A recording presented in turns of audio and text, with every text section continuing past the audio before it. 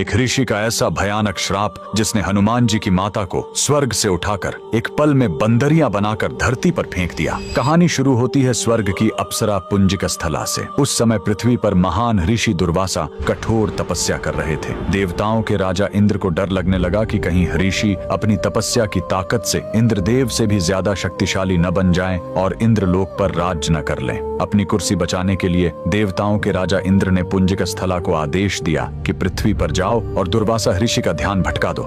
इंद्र के आदेश पर वह ऋषि के आश्रम गई और उनकी तपस्या में बाधा डालने लगी।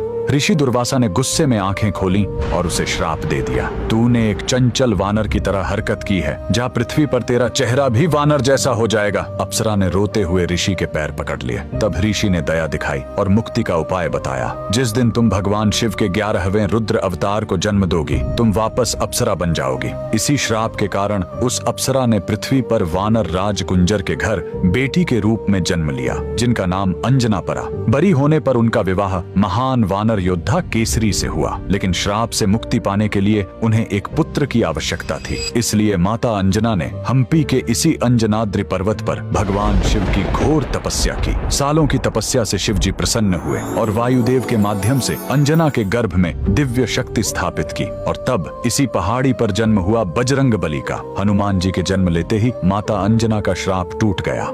आज कर्नाटक के हम्पी में स्थित यह अंजनाद्रि पर्वत इस पूरी घटना के गवाह है। 575 सीढ़ियां चढ़कर आज भी भक्त उस पवित्र जन्म स्थान के दर्शन करने आते हैं। पवन पुत्र हनुमान के लिए कमेंट्स में जय बजरंग बली जरूर लिखें।